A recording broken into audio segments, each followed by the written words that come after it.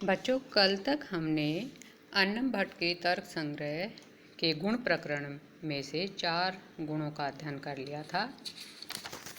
रूप, रस, गंध और स्पर्श। आज हम आगे के कुछ गुणों का अध्ययन करेंगे, जिनमें प्रथम गुण है संख्या। अभी तक हम जो गुणों का लक्षण पढ़ रहे थे, हमने देखा उनमें लक्षण का जो मुख्य आधार होता था वह होता था कि कौन सी इंद्रिय के द्वारा उस गुण का ग्रहण किया जाता है। उसके बाद हमने ये देखा था कि कौन कौन से द्रव्य में वह रहता है, और उसके पश्चात हमने देखा था कि वह उसके भेद कितने होते हैं। आज जो लक्षण की शैली है उसमें थोड़ा परिवर्तन हो जाएगा कि इन गुणों के लक्षण में जो आधार बनाया गया है कि यह गुण किस तरह के व्यवहार का हेतु है। आगे के गुणों में जो लक्षण होगा वो व्यवहार के हेतु के आधार पर होगा। साथ ही पहले की तरह यह भी बताया जाएगा कि वह गुण कौन कौन से द्रव्यों में पाया जाता है और उसके कितने भेद होते हैं। यह शैली पहले की तरह ही समान रहेगी। तो अब हम आगे के गुणों का अध्ययन करना प्रारंभ कर रहे हैं। प्रथम है संख्या। एकत्वादि व्यवहार हेतु संख्या। संख्या नाम का गुण होता है।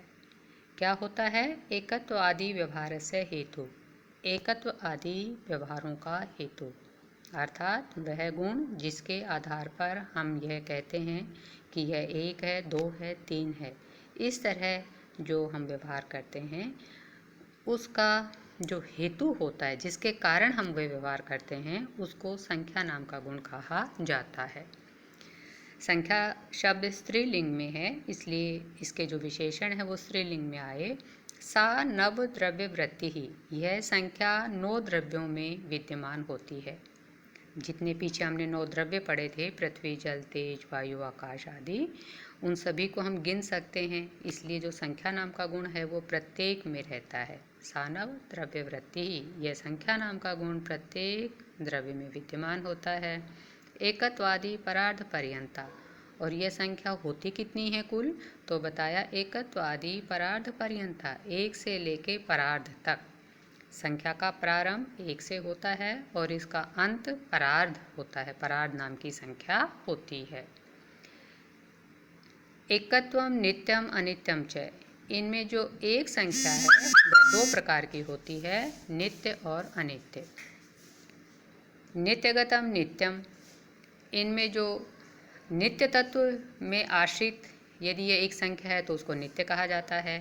अनित्य गतम अनित्यम, और यदि किसी अनित्य द्रव्य के आश्रित होती है तो उसे अनित्य कहा जाता है।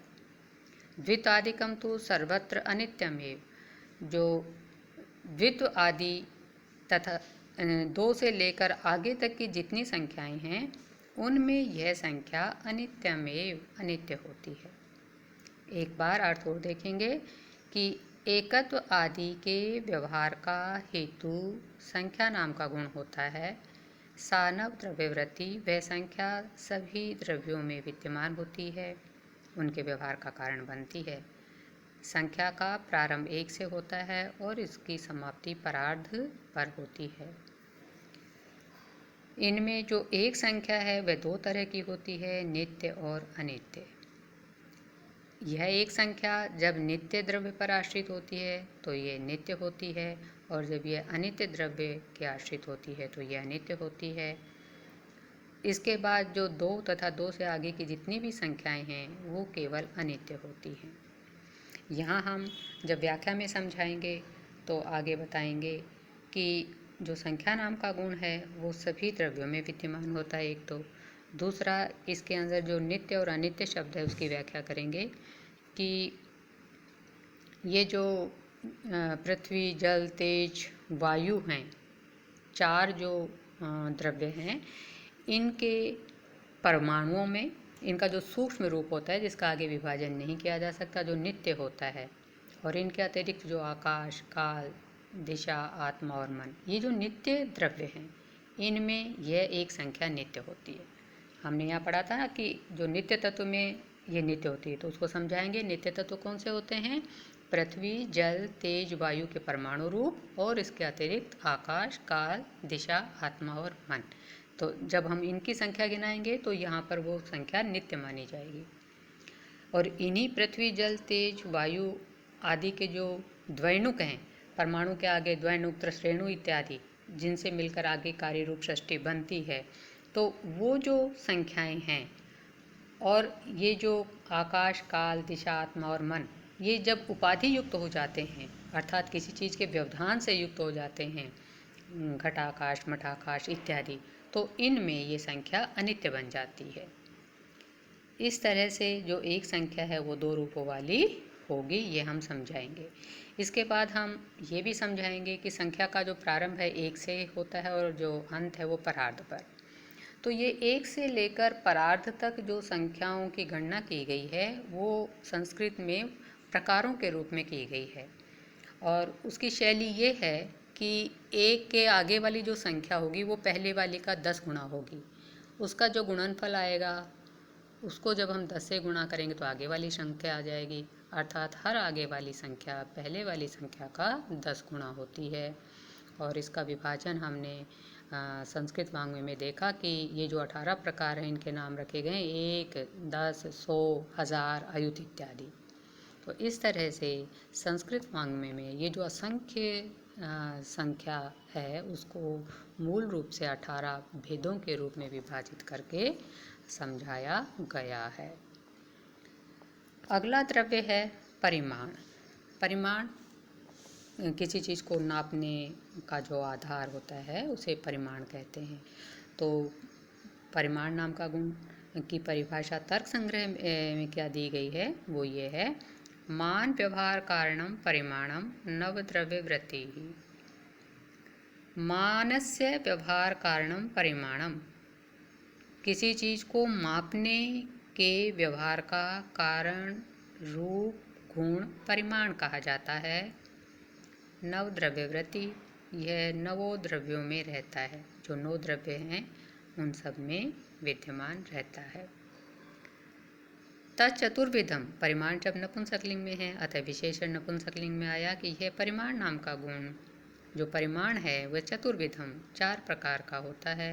अणु, महत, दीर्घम, ह्रस्वम, चेति। अणु सूक्ष्म, महत बड़ा, दीर्घ लंबा और ह्रस्व छोटा। इस तरह से यह 4 प्रकार का होता है। एक बार और देख लेते हैं कि मानस्य व्यवहार कारणम परिमाणम नवद्रव्य वृत्ति, नापतोल के व्यवहार का कारण, स्वरूप, गुण परिमाण कहा जाता है। यह पृथ्वी, जल, तेज आदि सभी 9 द्रव्यों में विद्यमान होता है और यह 4 प्रकार का होता है, अणु, महत, दीर्घ और ह्रस्व। हम देखते हैं दैनिक व्यवहार में कि जब हम पदार्थों के नाप इत्यादि से संबंधित बात करते हैं तो यही इसी रूप में करते हैं कि ये सूक्ष्म है, ये विशाल है, ये छोटा है, ये बड़ा है। इस तरह से ये परिमाण नाम का गुण पदार्थों के मापतोल के काम का आधार बनता है। अगला है गुण पृथकत्व। अगला कौन सा गुण है? पृथकत्व। हम कहते हैं ये चीज़ इससे भिन्न है, तो वो किस आधार पर करते हैं? वो इसी गुण के आधार पर करते हैं। लक्षण है पृथक व्यवहार कारणम पृथकत्वम सर्वद्रव्य वृत्ति। पृथकत्वम, पृथकत्व नाम का गुण होता है। क्या होता है? कारणम, ये कारण रूप होता है। किसका कारण? पृथक व्यवहार से, पृथक व्यवहार का। पृथक व्यवहार क्या होता है? अमुक वस्तु अमुक से भिन्न है, अमुक वस्तु अमुक या दूसरी वस्तु से भिन्न है। इस तरह के व्यवहार या ज्ञान का जो असाधारण कारण होता है वह पृथकत्व नाम का गुण होता है। कौन कौन से द्रव्य में विद्यमान होता है? तो बताया सर्वद्रव्य वृत्ति, यह भी सभी द्रव्यों में पाया जाता है, क्योंकि प्रत्येक जो द्रव्य है एक दूसरे से जुड़ सकता है और अलग भी होता है। तो यहाँ पर बताया कि उनके व्यवहार करने के लिए इस गुण की सत्ता भी सभी द्रव्यों में पाई जाती है। यहाँ हमें ये समझना पड़ेगा कि ये जो पृथकत्व नाम का गुण है ये अन्योनाभाव से अलग है। अन्योनाभाव एक जो है वो ये बताता है केवल कि ये चीज़ ये नहीं है, उसका नकारात्मक रूप प्रस्तुत करती है। कि जैसे ये घट पट नहीं है, तो क्या बताया, घट को ये बताया कि पट से भिन्न पट नहीं है, लेकिन है क्या वास्तव में, तो उसका सकारात्मक रूप उसमें नहीं आया। और ये जो पृथकत्व है यह उसके पृथक रूप को दूसरे पदार्थ से सिद्ध करता है, उसके रूप में प्रस्तुत करता है। अतः यह अन्योनाभाव नाम के गुण से अलग है। अगला गुण है संयोग। संयोग क्या होता है? संयुक्त व्यवहार हेतु संयोग सर्वद्रव्य वृत्ति। संयुक्त व्यवहार का हेतु स्वरूप गुण संयोग कहा जाता है। सर्वद्रव्य वृत्ति ये सभी द्रव्यों में पाया जाता है, क्योंकि सारे पदार्थ आपस में जुड़ सकते हैं। सजातीय विजातीय जो पदार्थ हैं उनका आपस में संयोग हो सकता है, अतः यह भी सभी द्रव्यों में पाया जाता है। हम कहते हैं कि ये दो तत्व या दो पदार्थ आपस में संयुक्त हैं, जुड़े हुए हैं। ये जो व्यवहार है जिस गुण के कारण करते हैं उस गुण को संयोग कहा जाता है। और संयोग में हमें ये समझना चाहिए कि जो दो पदार्थ हैं उनका जो संयोग है वो आंशिक होता है, सर्व जो व्यापक रूप में नहीं होता, अव्याप्य वृत्ति रूप में होता है। जैसे हम कहे पुस्तक मेज पर रखी है, तो पुस्तक का जो नीचे का अंश है वह मेज के केवल ऊपर के अंश से जुड़ा हुआ है। तो इस तरह से किसी पदार्थ का एक अंश दूसरे पदार्थ के एक अंश से जुड़ा हुआ होता है। इस तरह से संयोग नाम का गुण दो पदार्थों के संयुक्त होने का कारण स्वरूप होता है। अगला गुण है विभाग। विभाग क्या होता है तो बताते हैं, संयोग नाशको गुणों विभाग है। संयोग का नाशक गुण विभाग कहा जाता है। यह गुण पहले वाले गुण का विपरीत है। विभाग गुण के लिए संयोग का होना आवश्यक है, क्योंकि हमने पढ़ा विभाग है, विभाग नाम का गुण है, गुण होता है। कौन सा होता है? संयोग नाशक है, संयोग से नाशक है।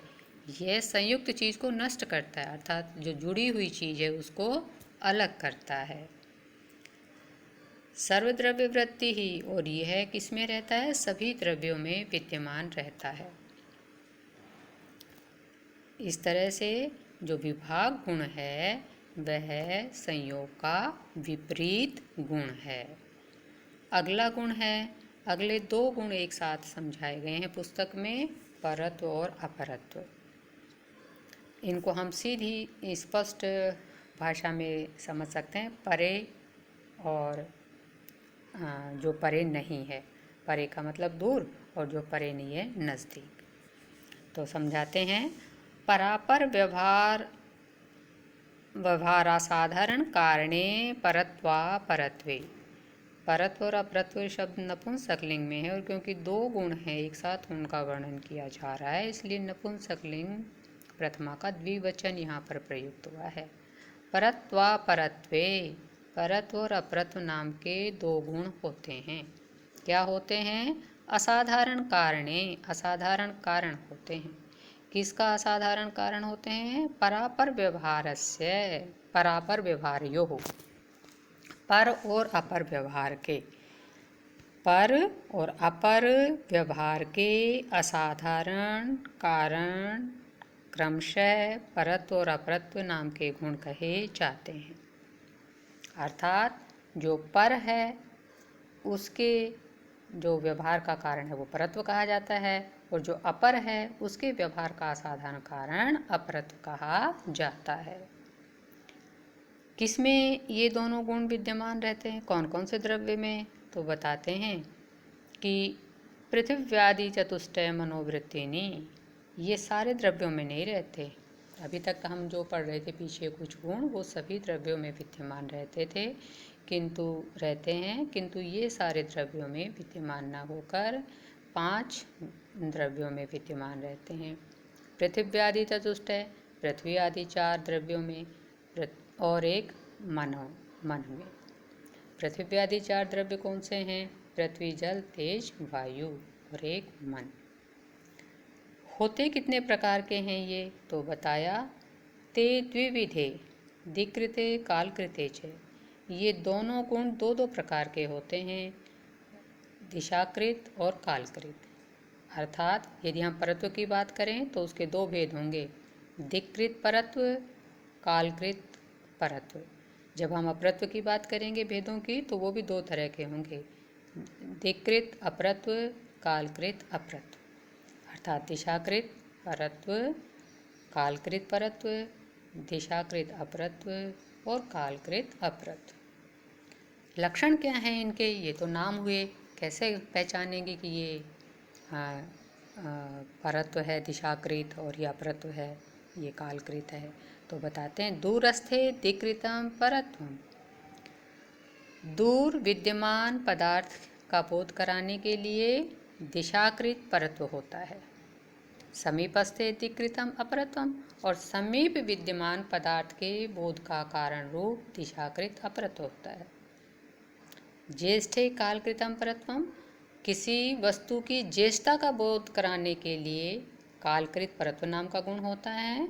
कनिष्ठे कालकृतम अपरत्वम, और किसी पदार्थ की कनिष्ठता का बोध कराने के लिए कालकृत अपरत्व नाम का गुण होता है। जब हम कहते हैं कोई व्यक्ति या वस्तु हमसे स्थान की दृष्टि से दूर है, तो हम कहेंगे ये दिशाकृत कैसा है? दूर है तो परत्व है, और हम कहेंगे ये पास है तो क्या है? दिशाकृत अपरत्व है। कोई व्यक्ति किसी से उम्र में बड़ा है तो हम कहेंगे वहाँ पर क्या है? ज्येष्ठ यदि है तो कालकृत परत्व है, और यदि वह छोटा है कोई उम्र में तो कहेंगे यहाँ पर क्या है? ये कालकृत अपरत्व नाम का गुण है। इस तरह से हमने यहाँ तक आज कुछ गुणों के लक्षण और उनके भेद पढ़े, तथा साथ साथ यह भी जाना कि ये गुण कौन कौन से द्रव्यों में रहते हैं। तो पीछे के जो हमने अभी पढ़े थे, कौन से? संख्या, परिमाण, पृथकत्व, संयोग और विभाग, ये जो थे 5 गुण तो सभी द्रव्यों में रहते हैं, और ये जो 2 गुण पढ़े हैं परत्व और अपरत्व, ये पृथ्वी, जल, तेज, वायु और मन में विद्यमान होते हैं। अब आप इनको पुस्तक से जो अंश है इससे संबंधित उसको दोहराएंगे, और स्वयं इनसे संबंधित संस्कृत प्रश्न बनाकर छोटे छोटे उनके लेखन का अभ्यास करेंगे। उनके उत्तर इन्हीं अंशों से स्वयं लिखने का अभ्यास करें। और आज के व्याख्यान में इतना ही। शेष गुणों का अध्ययन आगामी व्याख्यान में करेंगे। आप सभी प्रसन्न रहें। जयतु भारतम।